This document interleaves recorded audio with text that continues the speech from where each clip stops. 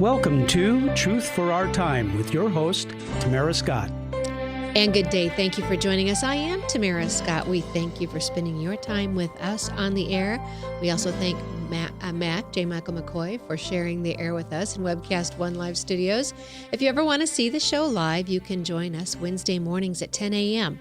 You can stop in online and see what we're doing in the studio. You can follow along by phone. The phone number is 515-244-0077, 515-244-0077. So you can join in the conversation. There's a chat line on the website, and you're welcome just to follow along and join in the fun live Wednesdays. Otherwise, we're coming to you at noon on Sundays, and we thank 99.3 FM for allowing us to be on the airwaves there.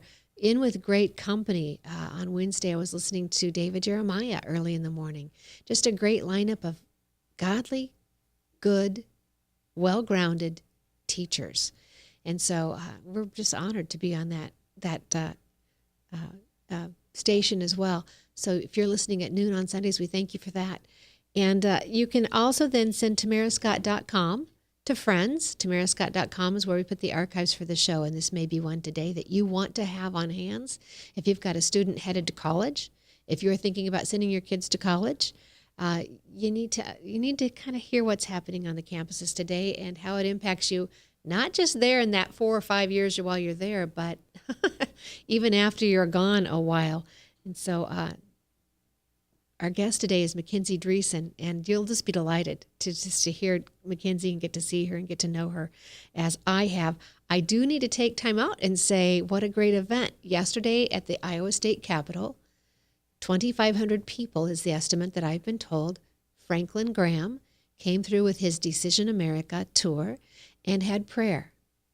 2,500 people. Think that through. And I don't think he'll mind, but a man by the name of Jamie Johnson was at a meeting afterwards inside the Capitol, and he said, think this through. We had 6 presidential candidates in the state on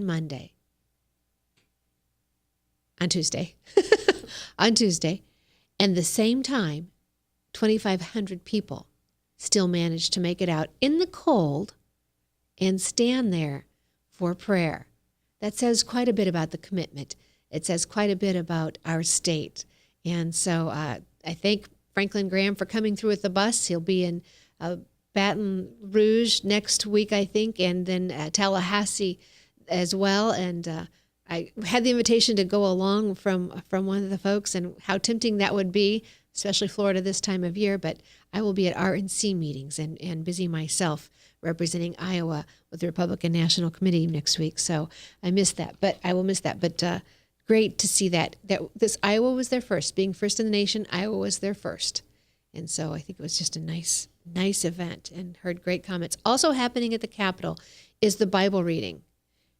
Jenny Caligiuri, who heads up the Congressional Prayer Caucus, felt like before the session started, we should just read the whole Word of God in the rotunda. Now remember, wherever you read the Word of God, speak the Word of God, the Bible tells us it will not return void.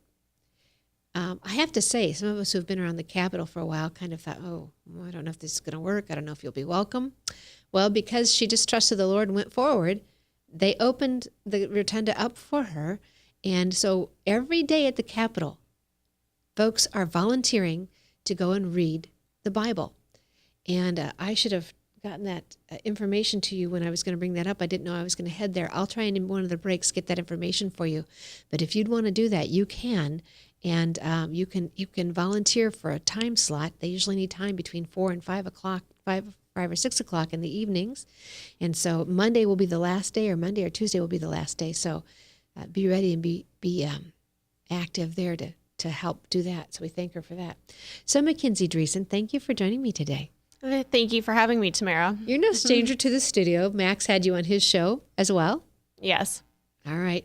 So MacKenzie Dreeszen, you're from here in Iowa. Are you from Iowa all along? Were you born in Iowa? I was, actually. I was born in northwest Iowa, in Sioux City. We lived in a small town called Cushing, which is about 45 minutes east of Sioux City. And then when I was 6, we moved to Iowa City. And then after that, I went to Cornell College in Mount Vernon, Iowa. And when I graduated from there in 2014, I moved to West Des Moines, and I've been there a little over a year and a half now. And so, I mean, so far what we're seeing is fairly good line, fairly good history, and one of those college students that actually found a good job.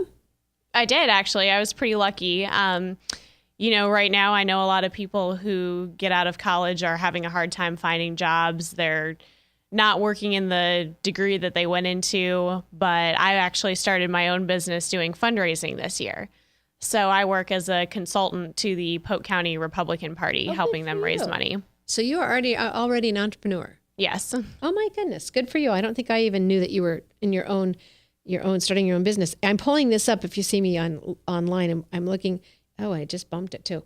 There is a website, college.startclass.com, college.startclass.com. And the story I'm looking at is the alumni salaries of high school grads versus college.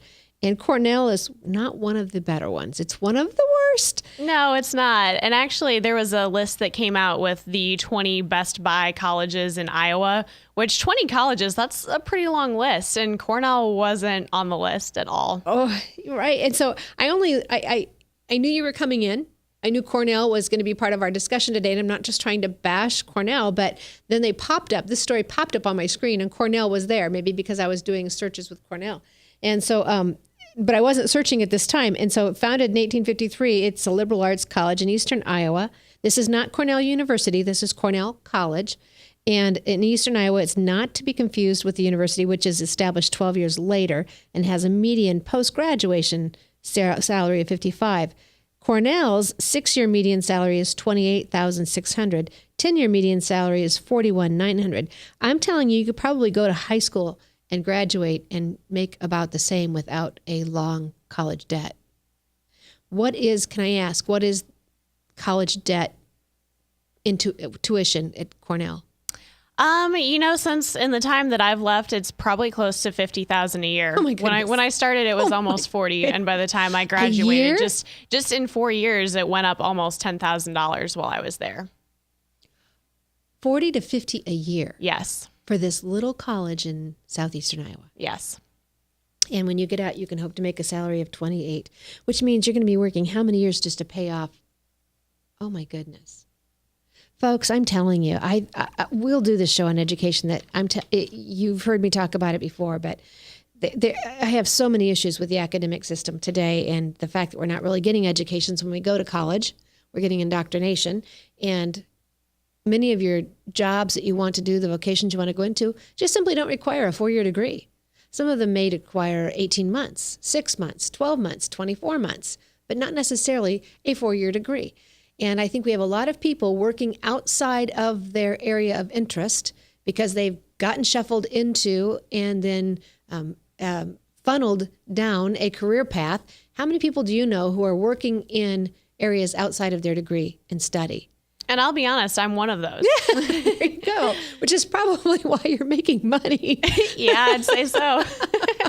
And the other sad part of that is God gave us so many callings and so many gifts. And I think that's why so many people are dealing with depression and unhappiness and unfulfillment, is because God gives you a purpose. Jeremiah 29:11 tells you before we're ever born, he's given us a purpose, a call for hope, a call for good, a plan for our life. And the Psalms tells us that he knew us before we were born in the womb and he had a plan for us. So I think that's why so many people are now lost and depressed and searching for other highs and ways to fill their lives.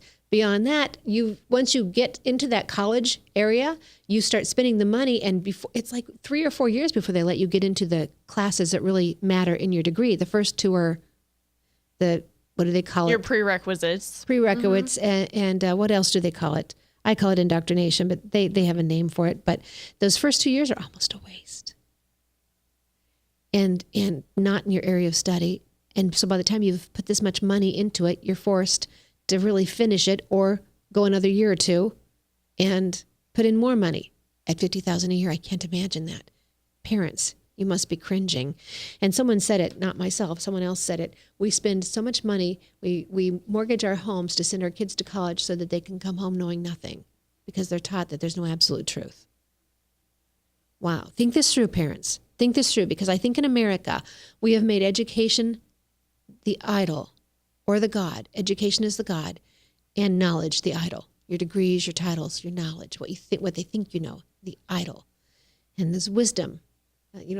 Proverbs tells you, fear of the Lord brings knowledge. The fear of the Lord brings wisdom. It's all right there. Do we need extra study? Yes, absolutely. I'm not condemning education and actual study and learning, but I just don't think we have that very much anymore. So fast forward to where we're at today. MacKenzie, I'm sorry you just listened to that whole tirade, but we're on education. I think there's a lot parents need to be thinking about in the realm of education before they just send their kids off to debt land. You're past this. You got through this. You're one of the few kids that came out, got a job, making a salary. You're in charge of your own life. You're an entrepreneur, successful.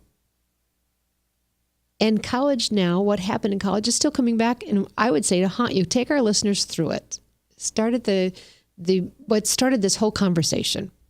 So what started this is I've been working in conservative politics for over a year now. I started out working with the Polk County Republicans during the 2014 election. And then after that, I went on to work with Americans for Prosperity for a while.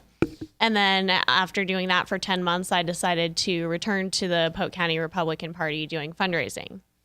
But in the meantime, I've also started to become involved with several different pro-life groups, including Personhood Iowa. I go to their meetings. And so back in August, on August 22nd, there was a National Day of Action across the country. This was right after the Centers for Medical Progress had just released the Planned Parenthood videos where they went in undercover. And so it was a really controversial issue at that time.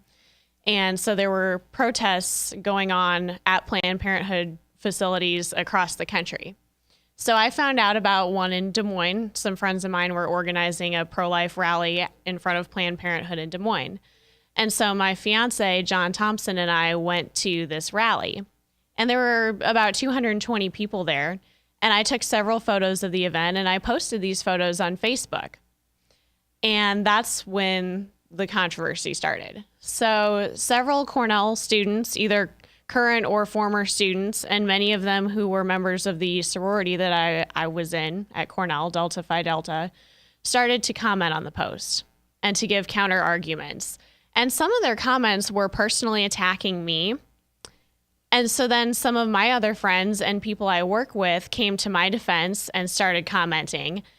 And these Cornell students or recent graduates were just being so incredibly rude to my other friends and to my coworkers with their comments. And, I enjoy a good debate. I don't object to people who disagree with me commenting on my posts, but these people weren't even being civil. Right. And I had coworkers who were calling me up asking me, who are these people who are being so rude to you and to us? And I said, well, they're friends of mine from Cornell. And there was one individual who said, well, your friends treat you this way? Right. And so then about 6 weeks after that, I got an email from my sorority notifying me that they were revoking my alumni status. They didn't tell me why. They just said that they were revoking my status, which would mean that I would no longer be allowed to attend group functions, and the word alum would be removed from my name on my family line. The first you ever heard of it was you were removed. Yes, they said that they had had a trial of the judicial board, and the judicial board had voted to revoke my status, and they gave me 4 days to appeal it. Okay, we're going to break because we have to go to a break here in about a minute. And so that's a great place. We do have some of those emails. We can put them up on our screen, and I'll go back and talk about a couple of them. The one that I saw you post was it was not anything horrible at all. But we'll come back and talk about these with our listeners. But folks, I want you to understand, when you hear bullying today, the folks who are doing the bullying are the ones who are pushing those rules, and those who are going to be punished by those bullying laws are the victims in most cases. And this would be one, and it's not isolated. And so we're going to be right back with MacKenzie Dreeszen, who is a Cornell graduate, a productive member of society, who is now being bullied by her sorority or her former sorority. Stay tuned with Truth for Our Time on 99.3 FM and Webcast One Live.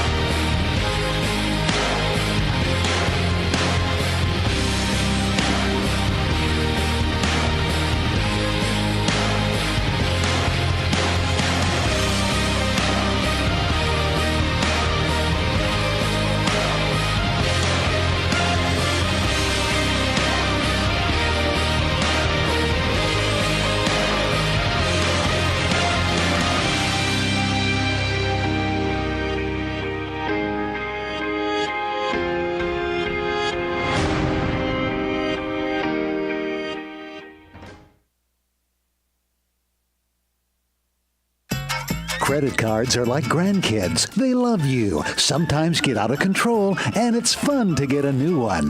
Who can stop them from piling on?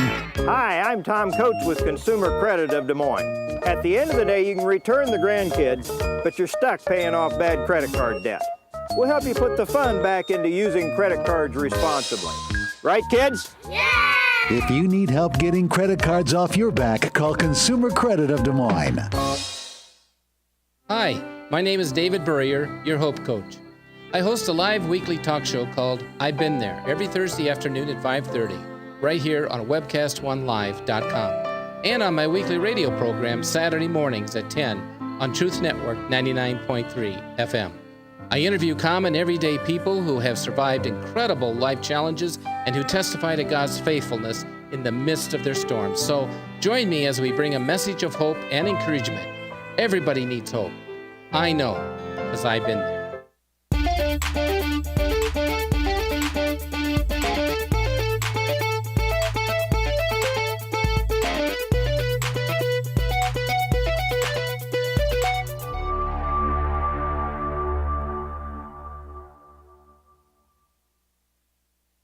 Rock and Prevention is celebrating 25 years of creating a caring community. We want to say thank you to the tens of thousands of Rock High School mentors that have carried our message of health, love, and encouragement to over 1.5 million children, teachers, and parents. Our mentors teach children methods and skills to prevent bullying and drug use. Thank you to all the school administrators, teachers, and counselors for their opportunity to serve you. Rock on, fair citizens, rock on! This is Pat McManus for Rock and Prevention, the Richard O. Jacobson Foundation, and this station. From the RE/MAX Real Estate Concept Studios, this is Webcast One Live. Welcome back to Truth for Our Time with your host, Tamara Scott. All right, we are here with MacKenzie Dreeszen. MacKenzie Dreeszen is a Cornell College graduate, Cornell, Iowa. The Cornell College in Iowa. And an upstanding young lady who's already proven herself and working and being successful. And we were talking, MacKenzie, about apparently the act that really, really irritated people was that you went to a pro-life march. Yes, it was. You went to a march to defund Planned Parenthood. So really, it's not even about, obviously I'm for not just defunding Planned Parenthood, I'm for dissolving Planned Parenthood. I think my fellow Americans deserve the right to life as the life, liberty, and pursuit in our declaration has told us about. But I think that this defunding Planned Parenthood is just saying no more tax dollars. Just correct. And that's not, I didn't even say to necessarily dissolve it. I said to defund it with taxpayer dollars. Right. And that's what had everyone so upset. That you shouldn't be forced, that moms and dads who are doing all they can to put money in the, food on the table and gas in the tank are now forced to spend their funds to kill somebody else's children. Yes. That's all we're saying. Is myself, I'm saying I want the whole thing closed, shut down, and done. But the march itself was just defund them, stop you. We're already in debt as a nation. Quit using these funds, taxpayer dollars, for something that should not be government funded. Exactly. Okay. And so the tweet or the Facebook, Ryan, can we put that up on the screen for folks who are watching us on Wednesday?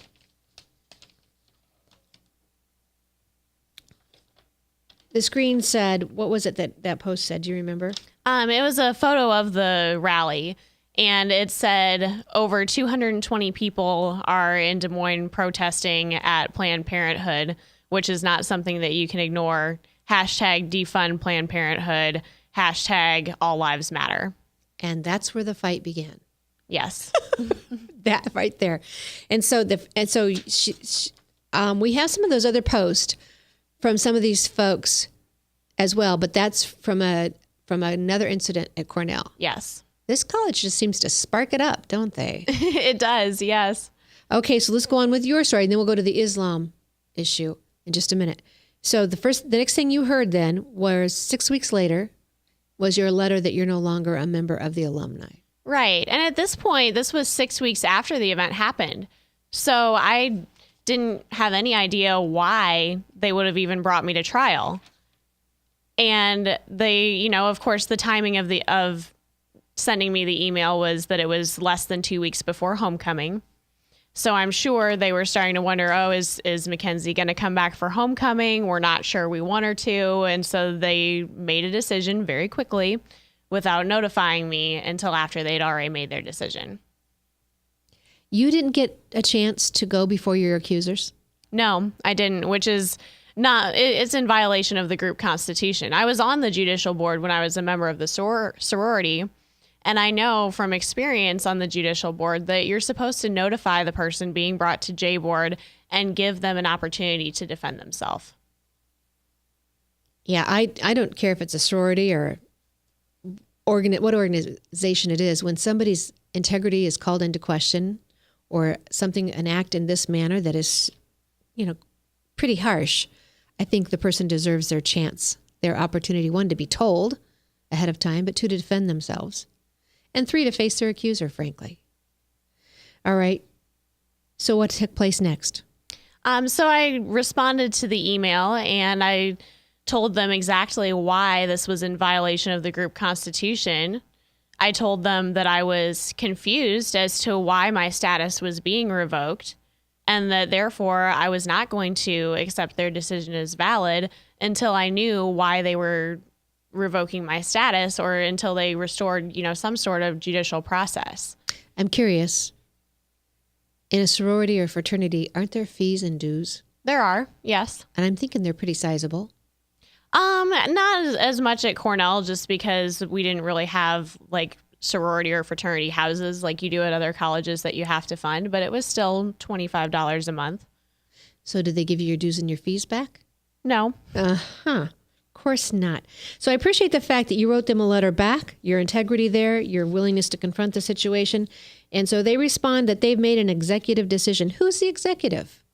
That would be the triumvirate, which is basically their campus representative, secretary, and treasurer that share the leadership role. They did take it to a group vote, however. Because it always feels better to have friends. And right. It's always easy to stand for something when people are standing with you. Right. It's very difficult to be pinpointed and isolated like you have been, which is the left's. This is the left's. This is exactly what they do. Those who can't defend their argument then try to marginalize others and isolate you so that others will think twice. The things that we see on Facebook, others will think twice about coming to your rescue when these folks are so nasty and violent and sexually graphic in some of their dialogue.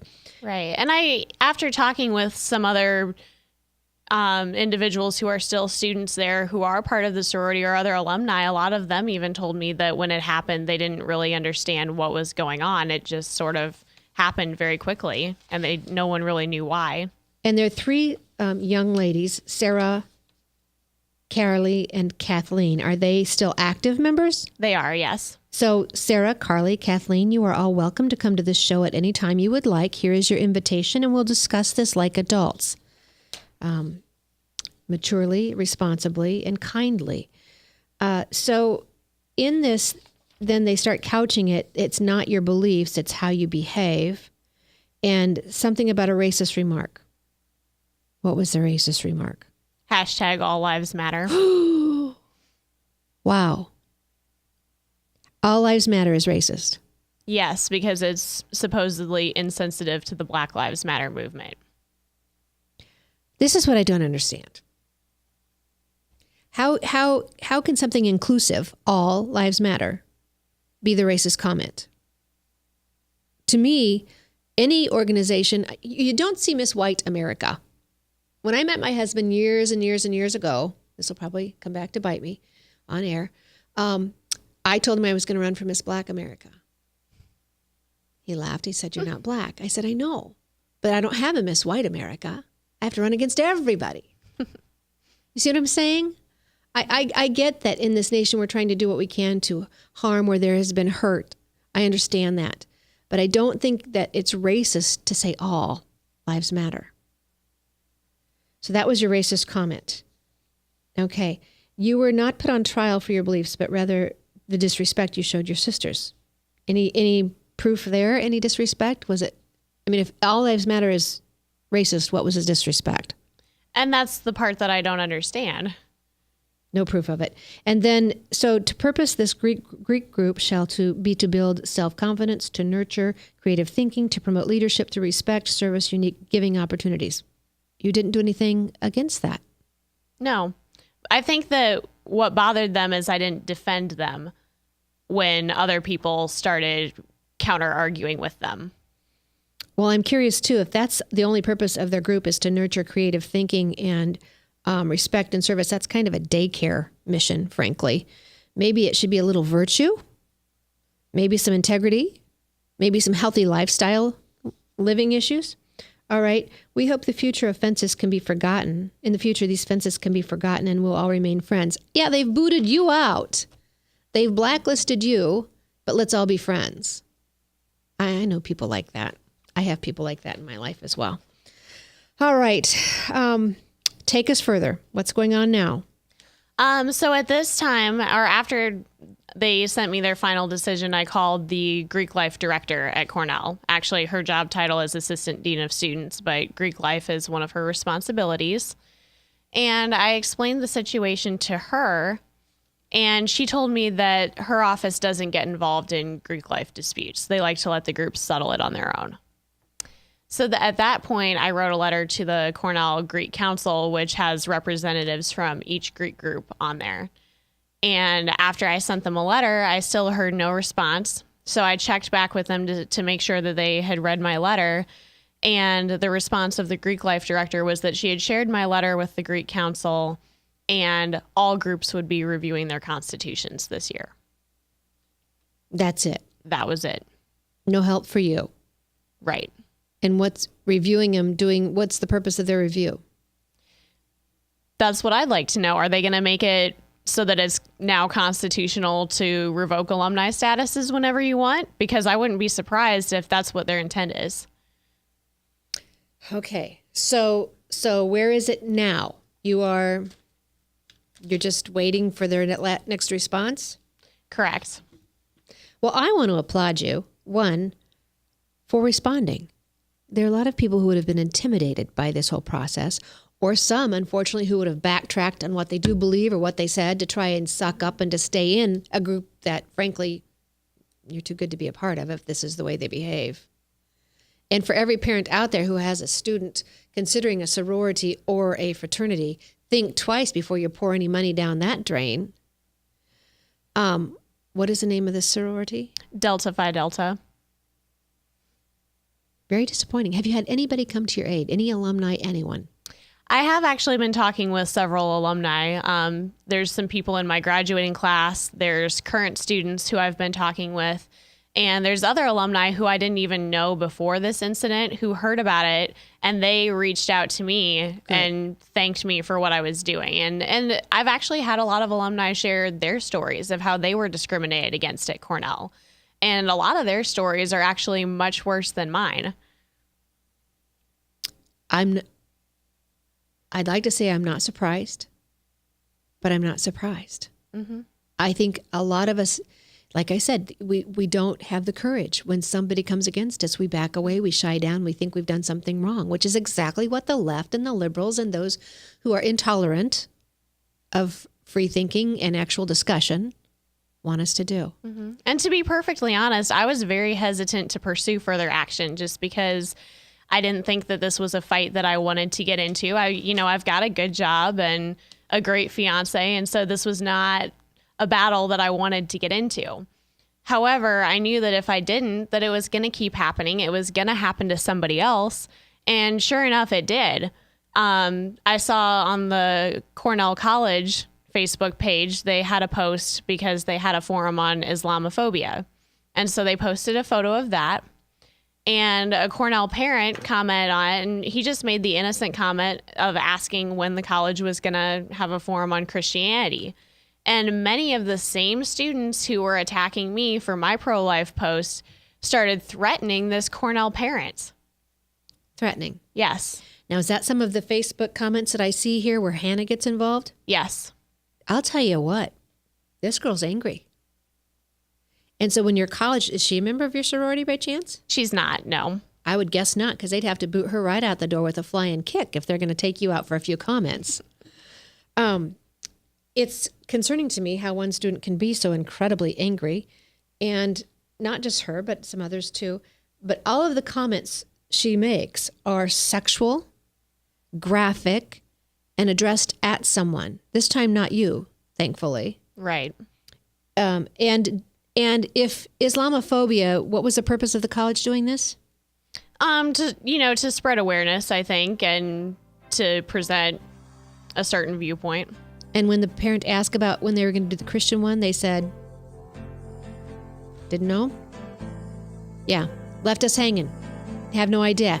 We're going to leave you hanging because we're going to our next break. We'll be right back with more on this. We're continuing the discussion of what's happening on your campuses too often with your tax dollars.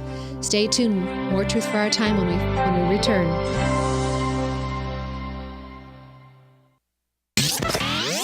From the RE/MAX Real Estate Concept Studios, this is Webcast One Live. I'm Brian Leach, owner of Service Legends, and my position is Chief Talent Officer. I'm Nicholas Wonderscheid. I am Bernie Homs. And I'm the Service Manager. Marketing Director and Client Relations Manager. Everything that we do is about ensuring that we exceed your expectations. Our clients are important to us. 100% satisfaction. We're not just focused on heating and cooling. That's the easiest part of our job, actually, is fixing furnaces and air conditioners. Everyone that we come in touch with, we want to improve lives. Bottom line is, we've got our installation guarantees, 25% energy savings guarantee, comfort guarantee, temperature selection guarantee, property protection guarantee. 100% satisfaction guaranteed, fixed rate or it's free. All of those guarantees are backed up with a 100% money-back guarantee to hold ourselves accountable to making sure that you get what you're after. Just fixing the problem today. If they have another problem 5 days down the road, it's still fixed rate or it's free. We use what's called straightforward pricing. Our technicians are going to give you an exact to-the-penny price on what it's going to take before they move forward with any repair. That way you know what to expect. It's the same price every day. No surprises. If you get off work at 5 o'clock in the afternoon, you come home, you realize that, oh, my furnace is broken. Now you need to call somebody out that night. You shouldn't have to pay more for that. We're guaranteeing service 24/7. We run afternoons, evenings, nights, weekends. We're staffed to work that. Phone rings at 3 in the morning. You'll get one of our representatives answering the phone every time. We're not sending you out to Timbuktu in some call center. It's our Service Legend team members, our mission control team. I'll take a call anytime. And then they answer the phones the same way during the day as they do at night. It's a great day at your service company. How can we make you smile? That's the only way to provide true 24-hour service. When you're able to let somebody actually live in their home safely when they weren't able to do that before, where they don't have to stay up at night and worry about, is the heat going to come back on? Are we going to freeze the pipes? Is the baby in the room next door going to be sick because they got too cold? When you're able to help somebody overcome challenges like that, that's impacting a life. That makes a difference. I get goosebumps thinking about it. I love the team. I love the people that I work with. We have fun, but we work hard. I call them my ambassadors of legendary service. If you could just envision what that is, that's who we're sending to your home. They literally will call in, pick up the phone and call and say, hey, I want to talk to your manager. And I get on the phone, they're like, that technician that was at my house was the greatest technician ever. That's cool to me. We want to brighten people's days. Every person that we have going into the house has gone through an extensive background check. Drug testing, we have a very thorough interview process that 1 out of 140 people make it through. If we promise you something, that's what you're going to get, no matter what. We're here when you need us to protect the safety and comfort of your family. If you're not happy, we're gonna make it right. If we're willing to put 100% money back guarantee on what we do, what type of work do you think we do? Give us a call. We're there for you 24/7, 365 days a year. Enough said.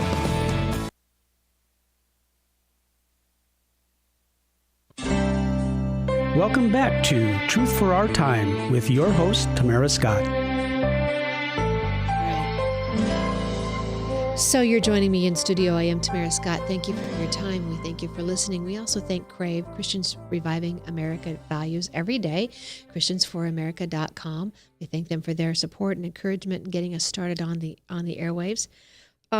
Talking with MacKenzie Dreeszen, who is a Cornell College graduate, a productive member of society, and a rarity. The fact that you came out of a 4-year college and, one, you're pro-life, you're conservative, you're Republican, and I guess I don't know your faith. I don't know if you call yourself a Christian or not. I do, need to put yes. you on the spot. Mm-hmm. So to even keep those 4 things is rare. That's just rare.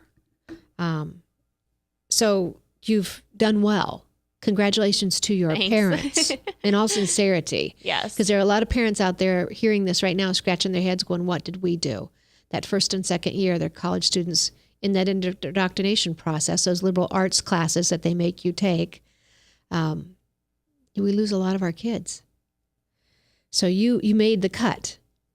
But now we're talking Cornell College did the Islamic, what'd they call it? Forum on Islamophobia. And they called it Islamophobia. Yes. So if you are at all anti-Islamic, you're the problem. Yes. So when someone says, gosh, when you look back through the list of terrorism, whether it's the 9/11 towers that is so, bold, some of the other, Fort Hood, what other groups have been part of the problem? It's the Muslim Islamic group. I'm not saying that all Muslims are terrorists, but when we look back at most of those very horrific jihadi type terrorist movements, they have been Muslim. So not all Muslims are terrorists, but a large percentage of the terrorists seem to come from that Muslim background. So for anybody to assume that you can't talk about it or you're hateful because you want to be brave enough to talk about the issue, what happened to the free thinking that the school wants to promote? And that's what I'm wondering, because the college then stepped in as the college page administrator and said, they singled out one individual and said, people like you are the reason why we have forums like this, because you're ignorant and you believe that all Muslims are terrorists. And this individual, it was my fiance, and he had specifically said, no, I do not believe that all Muslims are terrorists. But they singled him out. We contacted the college and tried to find out who their Facebook page administrator was, and they declined to respond. And then at the same time that this is happening, they congratulated one of the students who was threatening this Cornell parent. Tell me it wasn't the president Hannah. of the college congratulated her. Yes. Hannah. Yes. The one who's so vulgar. We were going to show you some of these clips online, and I hesitate to do so. Because they are so incredibly hate-filled, vulgar, an attack on people personally, on your spiritual, your deeply held religious convictions. And the president, you're telling me the president of Cornell is encouraging her? Yes. He said he thanked her for standing up for her beliefs. And his name is? Jonathan Brand. Jonathan Brand, you are welcome to this show at any time. We'd like to have you as a guest because we've got some issues we'd like to discuss with you. To promote this type of behavior is incredulous. I see that Facebook page. This is despicable. The young lady can't speak without a swear word, which tells me she can't find her thoughts in order to speak freely. And I don't think it's pushing your values on somebody. That's what they always come back on us, saying we're pushing our values. Why are we pushing our values? We're just asking them not to attack ours. I don't understand that. Okay, so the Islamic thing, they come after your fiance, who himself was a soldier, yes, a warrior, and fought in Afghanistan on our behalf. And they attack him. Folks, do you see what's wrong with this picture? There's a scripture verse about calling evil good and good evil. And I think we've confused a lot of things today. A man who was protecting us, time away from his family, risking his life. Did the president of the college come thank him? No, of course not. Have they had a military exercise to thank our soldiers at all? No, and I don't think it would be very popular if they did. And will they have the Christian seminar? I doubt it. Okay. And this is just one little college. And if you think it's not happening at your student's school, think again. Did you go to a public school, MacKenzie? I didn't. I was actually homeschooled growing up. There we go. I should have just asked that in the beginning. There we go. That's why your parents can rest. They have spent the investment, and now they are seeing the dividends, the payoff. Parents, yes, we have public schools out there. We sure do. We have public schools out there, and you can send your kids if you want. Or you can take time and invest and educate them. And I want you to understand, Man is the one who has said it's the experts, the licensed, the teachers, that you need to leave your child's education to us. And I would also tell you, look where we've come in the last 40 and 50 years. We've gone the wrong direction. Our test scores are plummeting. Our students are unhappy.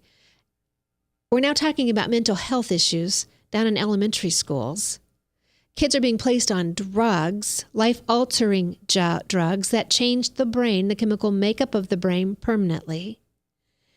Why? Because they're an inconvenience in the classroom, because they may be too bright. They cause a teacher to have to really go out of her realm to keep them energized so they don't get into trouble. They're bored.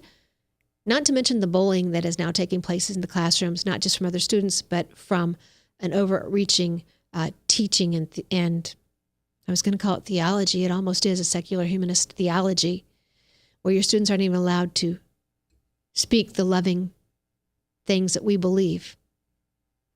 I really would ask you parents to think twice, sending your kids to the public schools. You do what's best for your families, what God's called you to do, but I'm sitting right in front of an example of somebody who took the time and it paid off. Thank your parents. Because of your parents, we have a tax-paying producer in society, not a consumer of our tax dollars. All right. Anything more on the Islam? At this time, we're still waiting for further response. Since that time, though, the post did get removed by the college. The post? But that was after another alumni called. This is the post where they attacked the parent, the adult? Because there was another alum who actually called President Brand and asked him if he had actually congratulated this girl, and he admitted it. Wow. Maybe he's afraid of her too. Mm-hmm. But then after that phone call, of course, that's when the post came down. It should have never gone up. And I'm surprised Facebook is so, sometimes they police themselves, but that's one of the things. They obviously don't have a problem with swear words, sexual acts, graphic attacks on people's personal bodies and beliefs. All right. So want to move on? Sure. Is there anything else you want to leave our listeners to think about or what they should be doing? If parents had a student at school, what should moms and dads do? I think that we need to take a look at our education system as a whole. Because now that I've started speaking up, I've had people who I don't even know who are sending me messages thanking me for what I'm doing and telling me their experiences about how they were bullied or discriminated against in college or the indoctrination that's going on. And this is not just a sorority fraternity issue. This is not just a Cornell college issue. This is a national issue that's going on at our colleges. And I think we need to take a serious look at this thought control, because I think what you're seeing as a result is you have students who are going into a ridiculous amount of debt that they're never going to be able to pay off, while at the same time not learning the skills and the knowledge that they need and basically learning how to be too sensitive to be able to function in the real world. Absolutely correct. Couldn't have said it better myself.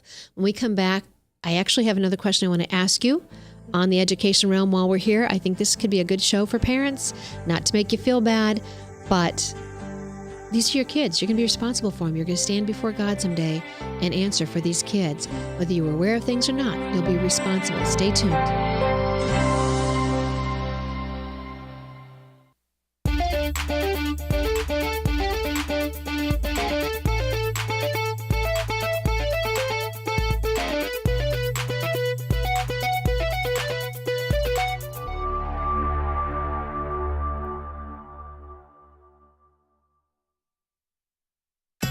Credit cards are like grandkids. They love you, sometimes get out of control, and it's fun to get a new one. Who can stop them from piling on?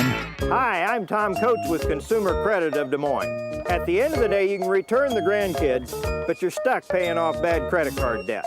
We'll help you put the fun back into using credit cards responsibly. Right, kids? Yeah! If you need help getting credit cards off your back, call Consumer Credit of Des Moines. Hi, my name is David Burrier, your Hope Coach. I host a live weekly talk show called I've Been There every Thursday afternoon at 5:30, right here on webcast1live.com, and on my weekly radio program Saturday mornings at 10 on Truth Network 99.3 FM. I interview common everyday people who have survived incredible life challenges and who testify to God's faithfulness in the midst of their storms. So join me as we bring a message of hope and encouragement. Everybody needs hope. I know, because I've been there. Revoked Prevention is celebrating 25 years of creating a caring community. We want to say thank you to the tens of thousands of Rock High School mentors that have carried our message of health, love, and encouragement to over 1.5 million children, teachers, and parents. Our mentors teach children methods and skills to prevent bullying and drug use. Thank you to all the school administrators, teachers, and counselors for their opportunity to serve you. Rock on, fair citizens, rock on! This is Pat McManus for Revoked Prevention, the Richard O. Jacobson Foundation, and this station. From the RE/MAX Real Estate Concept Studios, this is Webcast One Live. Welcome back to Truth for Our Time with your host, Tamara Scott. I want to thank Caffeinated Thoughts for printing your story, and I hope others will pick it up and carry it along. And I also want to finish up. I told you all you could go to the Bible reading at the Capitol. You may go to email iowabiblereadingmarathon@gmail.com, iowabiblereadingmarathon@gmail.com, and Scott Rich will help you schedule your time, 515-577-2221, 577-2221. And even if you can't get in for the Bible reading that will end on, I think, Monday or Tuesday, there are other prayer times that you can join us with at the Capitol. They can always use the prayer, and we can always use the practice. So you can call those numbers, and they can tell you how to either get connected with Jenny or even myself, Tamara Scott, info@tamarascott.com, and we'll help you get hooked in as well. I'm talking to MacKenzie Dreeszen, a delightful young lady who has made it through, and I say made it through, survived the college experience seemingly well, seemingly unscarred, which is a rarity. I mean, as I'm saying this to you, I don't want any of you to feel like I'm judging or putting you into condemnation. We all want our kids to have the best opportunities out there, which is why so many of us try and send them to a 4-year degree and send them to a college where they can get that degree to get a better job. But let's think this through.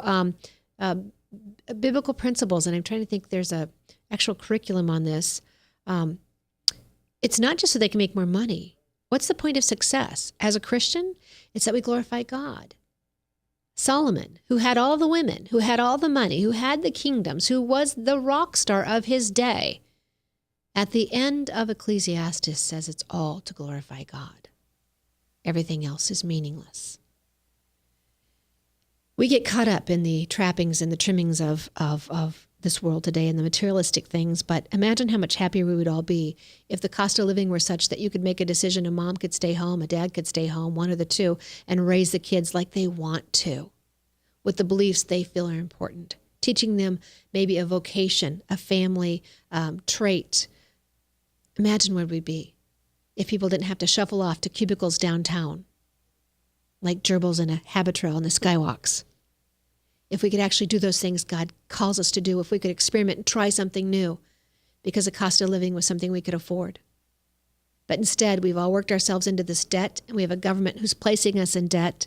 These colleges are so expensive, and now it's only the government that does the student loans. You can't do your student loans somewhere else. And the student loans are nothing you can walk away from ever. You declare bankruptcy, they stay with you, right?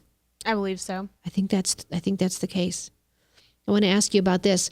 Was sexual immorality an issue on the campus? You know, I would say that it was, and actually something that I noticed right away when I came to Cornell. I wasn't even a student there yet.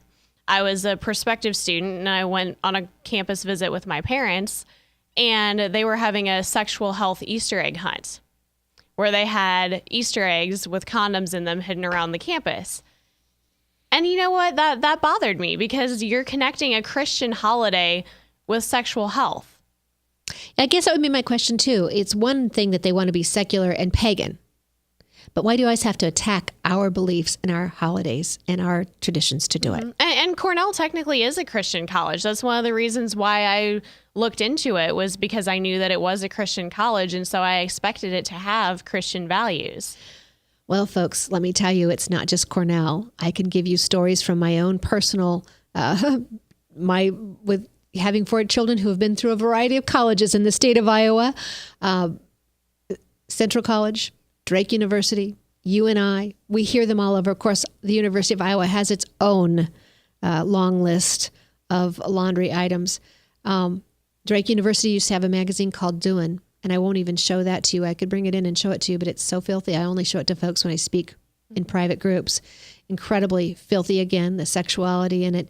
Why do I ask? Because we're sending kids out of college with baggage. Instead of a degree and an education, they're coming out with baggage and scars. And people say, well, it's just a part of growing up. Someone said that to me about the dorm experience. And I said, really? Tell me, when's the next time that a student's going to have to move into a building similar to a hospital with strangers they don't know, have a roommate they've never met, whose beliefs they may not agree with, unless they're ever going to be institutionalized in a prison, in a sanatorium, or a hospital. Never again are you going to have that experience. And I'm not sure yet it's a healthy experience for you. When our founding fathers went to college, many of them were 14, 15 years old, by the way. And I don't think it was to go live in the dorms and party and extend childhood. And then have the government make them indebted students for the rest of their life. Think it through, folks. Let's free ourselves. MacKenzie, I thank you for coming in to tell this story. Thank you for being brave enough to tell the story and to stand up. And we weren't here just to bash any college, but these colleges need to right themselves. You'll caucus? Absolutely. Yes. As a responsible young adult, you'll caucus? Yes, I actually have been going to caucuses since 2008 before I was old enough to vote. My parents thought it was important to teach me about caucuses, so they took me, and I was a junior delegate at our county convention. Good so for them. This year won't be any different. I'll be there on February 1st. So tell the folks out there who've never gone, is it intimidating? It's really not at all. People are very friendly. They're organized and well run. Our county party and our state party have done a really good job of that. And it flows very smoothly. And it's a great educational experience. You get to show up and not only show support for your candidate, but you get to submit planks to the county platform and actually get to determine what the Republican Party agenda is. It going is the forward from here. grassroots. It is. It is the grassroots. You don't have to stay forever. Some of them last an hour. Some of them last longer, depending on the size of your precinct, depending on how active your precinct is. But if you have been listening at all to the political race, you need to go. This is your vote in Iowa. After the caucus, we have little say until November. So this is your chance to have a voice, to make a statement, and to stand up for the one that you believe in. And in the Republican Party, we've had several candidates. In the Democrat, they don't have so many this year. But this is your opportunity to vote, to free us. We the people. This is us. And if we don't do it now, we have nothing to complain about, but we have bondage to look forward to. Right. Whether financially or our liberties being taken. I am stunned when I hear this president talking about taking away our guns and cloaking it in mental health. And we'll have to come back and do a show on this. We did this before on another network. But when you get into the government talking about mental health, deciding who is, who's not, the criteria of who may be, who makes the criteria up, who decides who should be tested, this is a whole different area and a whole different danger that we don't want the government to be any part of. So when you hear your state legislators or your congressional members talking about mental health, tell them thank you, no thank you. We'll take care of that outside of the government, the least we can do, and let's get actually our health care, period, out of the government. In closing, what would you say to our listeners? Thank you again for having me on your show. And I think that, if you want to make a difference, make sure that you show up on February 1st. And if you want to, it's also a great opportunity to be more involved in the county party, whether you want to be on the central committee or a delegate at the county convention. And these are important. These are very, very important. Your freedom. One of the founding fathers used to say, God grants liberty to those who will guard it. And it's guarded every day. And you can go on to either of your websites, the Republican or the Democrat, to find out where your caucuses are. They are local. They are in your precincts. Sometimes they're county-wide, depending on the size of the county. But you need to be there and you need to be active. Now, we've given you a lot of good information. Don't be discouraged. Be encouraged and never be complacent.